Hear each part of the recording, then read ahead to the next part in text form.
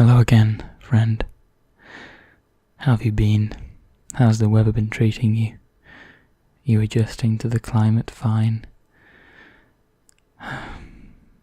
Sorry, these dark jokes, they really scratch a itch deep inside of me. I know you don't know what the weather is. It's quite quiet in here, quiet enough to make you hear your own heartbeat sometimes. Although, how would I know what that sounds like? I suppose you need to have a heart first. Sorry, just questioned myself for a moment there. I do literally have a heart. I hope you didn't thought I was telling you I was heartless, literally. Of course I have a heart. It's a core, fundamental part of human anatomy. It's the structure of my body. Of course I have a heart. Not that I need to explain that to you, actually. I don't think you're that idle-minded. I'm sure you've got some intelligence deep in that small little case of yours, otherwise known as a skull. Another thing I'm sure you already knew. What did you study in school, or were you still studying actually? I joke again, I know what you were doing, I know everything. You see, this is something I thought I would finally talk to you about. I knew about you a while ago. I think I've mentioned this to you before. Yes, I followed you. Yes, oh, the drama. Oh, he's a stalker. Yes, I'm worse things, okay? Being a stalker for me is like, I don't know, going crazy over a birthday party, and the birthday party... You know what, forget that reference, forget that metaphor. I do try sometimes to be more human. Look what you've made me do, to try and balance things out with you, I can't talk right now, so it seems. Why are you looking at me like that? Yes, I make mistakes, okay? You act like I'm going by some script, that maybe, just maybe, I'm not just thinking everything up as I'm talking. This is all just an endless stream of consciousness. Although that said, I do typically revise some notes before coming to speak to you, but don't bring that up. You see, what I was trying to say is that being a stalker is not really the biggest problem anyone would have to tackle with me, as I know you're aware.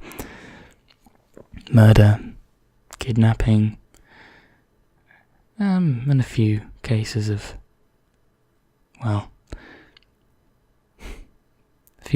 parking tickets I never paid off, but nonetheless, the point stands that stalking people isn't exactly not exactly the most pressing issue with my psychology. But before we continue, please allow me to explain what I tried to do there. I tried to express how I felt with some kind of comparison, a metaphor, when in reality I didn't need to give a metaphor, and so my brain must have clumsily jumped around looking for reference points. I make mistakes, but not when it comes to the battlefield, so to speak, which allows me to now continue on to the reason I'm here. The battlefield. In your world, typically this is just day-to-day life, but for me it's me watching your day-to-day life. That's my battleground. I need to make sure the tools I use are effective, and by effective I mean invisible. Nothing to worry about, nothing that even gets picked up upon. You see, I have to be like a chameleon. Invisible and still there at the same time. I am not some omnipresent force, able to just be everywhere at once, see everything, know where my friends are going. I have to actually monitor you through a series of complex and intricate techniques, tactics. Around 3 years ago, I was walking just down the road, looking for another friend of mine to make the acquaintance of, and I saw you leaving the shop. You just walked out normally, looked to the left, looked to the right, and then curiously looked back to the left, as if you'd seen something shiny, something to discover, something to explore, something to try and work out. Or perhaps maybe you just had your attention drawn away by someone you found attractive. I don't know, but the point is you looked over somewhere and did something I didn't predict. And that's when I started analysing you. I, of course, followed you home. I mean, who wouldn't? You looked left twice. So I followed you back to your house. Sounds slightly more abnormal when I say it to myself again, but no, this was part of the standard procedure. Followed you back and waited around your house just for a little while. After that week, I decided that you were a friend worth maintaining a connection with. So I bugged your house while you were out. It was an annoying few days because you didn't want to stop listening to music or watching whatever you were watching. Or, frankly, I don't know what you were doing at that point. I hadn't got to the point of bugging your house yet. It was quite a frustrating period, to tell you the truth. You know when you know there's something going on, you feel there is, to the point where people say you're crazy almost. Well, in this case, I was driven mad by the concept of you doing something in there for so long, higher than average, higher than the amount of time I would expect a person to just be in their house without leaving. I do wonder if you had enough food. I found all these answers out later on, of course, after I'd been in and, planted 73 microphones and 4 cameras. Oh, 5, sorry. I added the 5th one after a few days. I realised there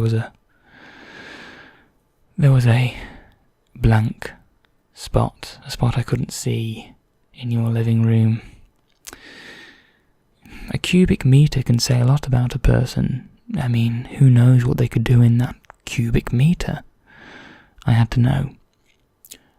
Regardless, I started to learn about you, even without the 5th camera, and you didn't disappoint, to tell you the truth. I was there on your wall, in your books. Well, 3 microphones were in books. Don't worry, they weren't books you were going to read. That's why the microphones were in there.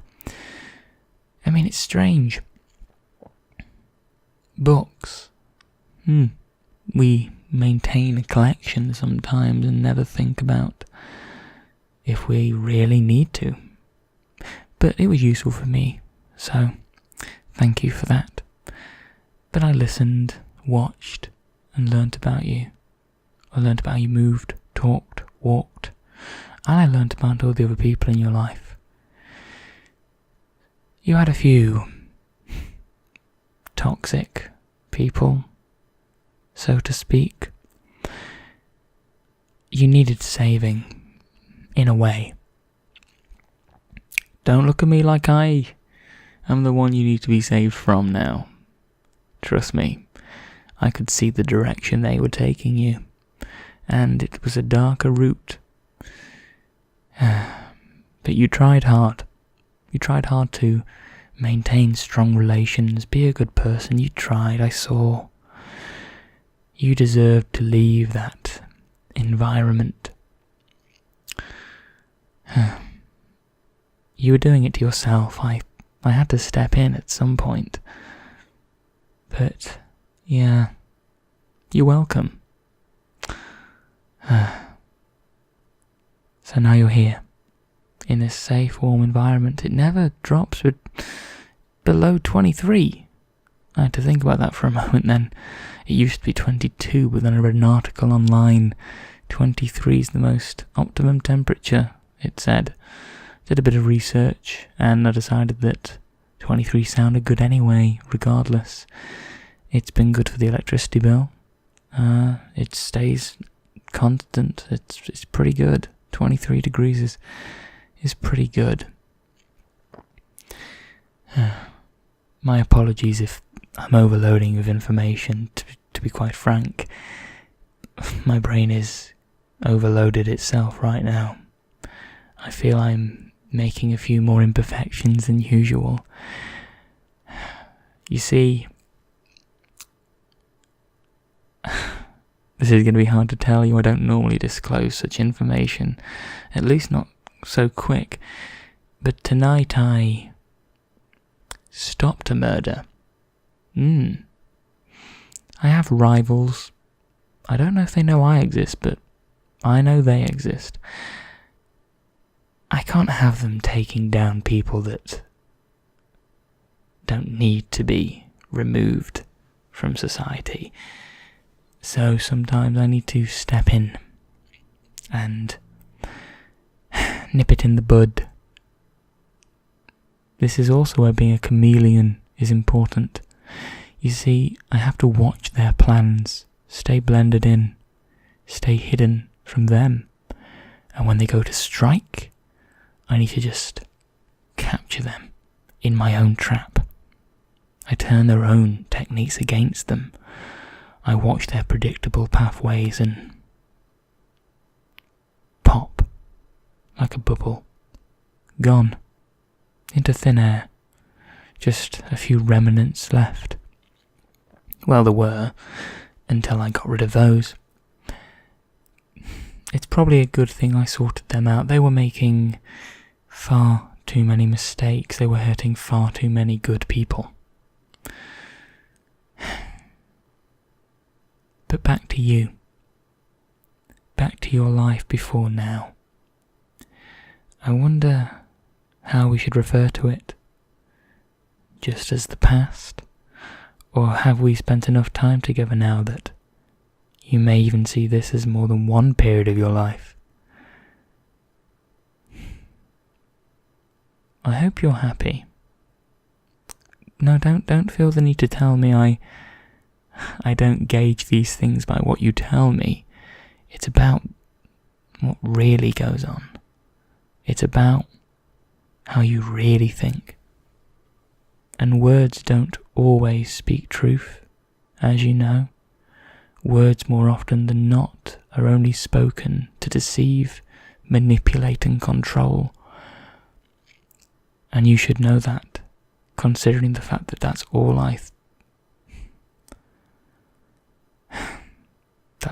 think I do.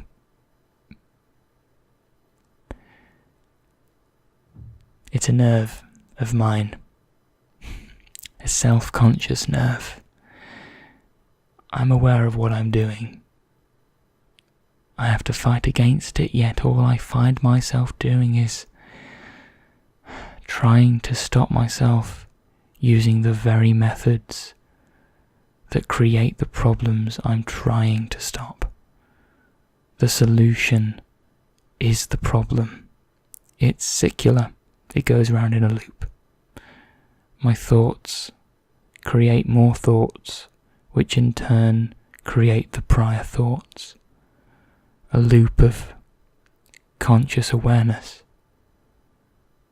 Almost like I'm a computer, unable to fathom anything more than zeros and ones.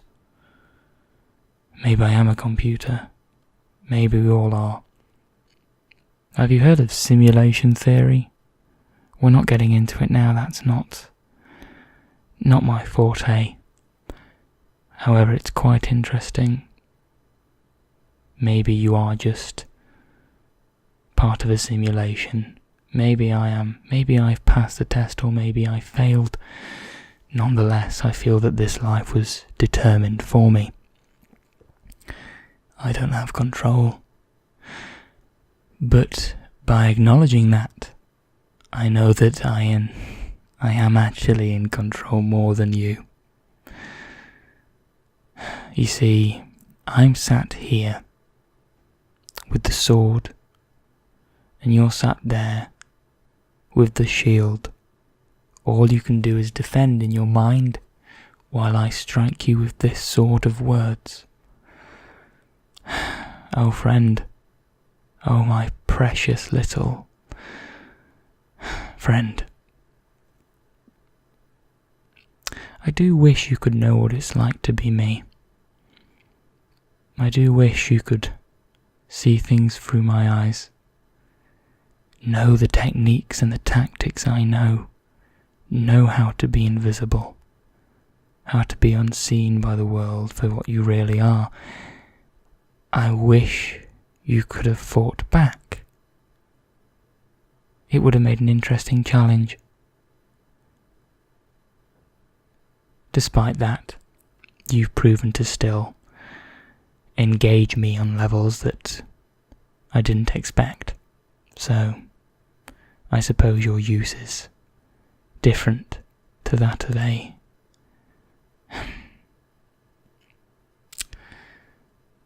protege, to that of a successor. Or maybe not.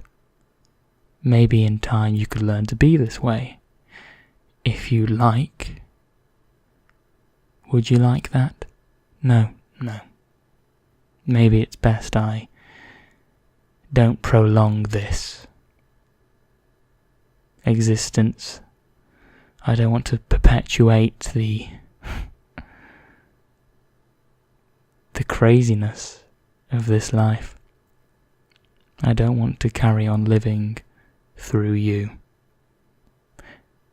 But anyway, maybe that's already begun. Maybe you're already watching my movements and learning my patterns, listening to the doors, to the creaks of the stairs. Have you been listening? Are you trying to plan an escape still? You're free to go, but only free to go if you're smart enough to escape. Hey, if you fought me right now and defeated me, I couldn't possibly stop you. You have that freedom. But it's a freedom with the catch of needing to be competent. But I suppose you're at a disadvantage, though that won't be changing anytime soon. So, either learn to escape through witty means, or stay here, as you may choose to do in the future. I mean, you're still here now. You ever thought about clocking out consciously? Have you ever thought about shutting down? No? I mean, as you listen to me, I can see you're listening to every word. Maybe not as actively as I would like. Anyway, friend, I've divulged some more information upon you. How about you think about that? Think about the times you may have found me if you were paying attention beforehand. That one small silver glimpse you saw in the distance as you left the shop. Maybe, just maybe, I lied and maybe I was already watching you. I mean, how did I know you looked left twice? I was walking along the street. Have you not learnt to understand me better than that? I'm not often seen in public. I've been out there a few times. to a library or two. But I don't just walk along the street for no reason. I have purpose. I could either let you work it out yourself, or I could tell you, you know what I'll tell you, it'll stroke my ego just that bit much more. I wasn't walking down the street. That flicker of light that you just saw for a moment, curiously pondered before forgetting it and walking away, that was me accidentally leaving a flash on a camera. A mistake you noticed. A gaze you gave me, and a door you opened. Now see if you can remember that moment, or has it already been purged from your memory? I won't be doing any forceful injections tonight, my friend. You can sleep tight, just as you are. In fact, I've gotten rid of all of my sleeping aids. I don't need them anymore. At least not for you. If I need any more, I'll just pick some up. I know exactly where to find them. But for now, you can sleep easy knowing that your mind is safe. It doesn't need to be altered and put into a sense of rest. You're free to sleep as always. Although that could change. It's a bit of a dilemma for me, you see. It's some control I give you. I can't help bringing it back up. That may be the last time, although I can't promise. Sorry, friend, you have thinking to do and I shouldn't be talking over, putting you to sleep. To be honest, I may just be a tad bit obsessed with that particular factor. So maybe it's time to put it to sleep, put it to rest.